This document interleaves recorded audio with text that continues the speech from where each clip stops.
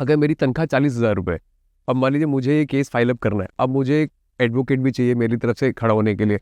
अब मान लो उनकी एक फीस है जो मुझे पे करनी है, एक नॉर्मल आदमी के लिए रोज तनख्वाह भी प्रोवाइड करना, तो एक वो तो अपने आप में वैसे ही खत्म हो गया।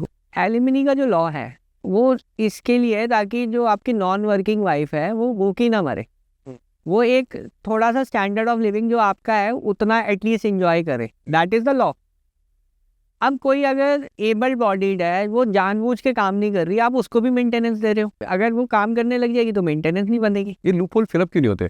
देखिए लॉ जो है वो जो है इमोशंस और इन सब पे नहीं काम करता, बट फैमिली लॉ जो ऐसे मैट्रिमोनियल लॉ है वो थोड़ा इमोशनल फैक्टर भी उसमें आता है। क्यों शादी बिगड़ी से लेकर ये सब केसेस तक क्यों जा रहे हैं, वो सब चीज़ों को एड्रेस नहीं करता लॉ।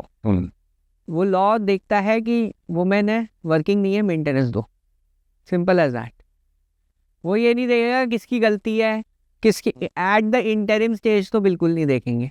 बट अगर वाइफ एजुकेटेड है तो नाउ दिल्ली हाई कोर्ट में और सुप्रीम कोर्ट में काफ़ी केसेस में बोला गया कि अगर वाइफ एजुकेटेड है और can work then she can maintain herself.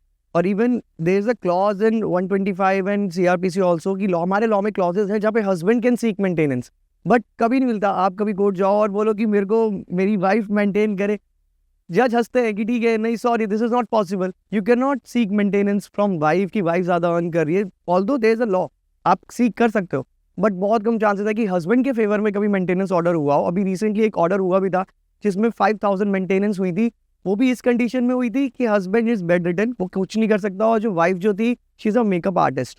तब जाके 5,000 का एक फर्स्ट कोर्ट था जिसने 5,000 की मेंटेनेंस बांधी हस्बैंड के फेवर में। 5,000 में क्या होता है?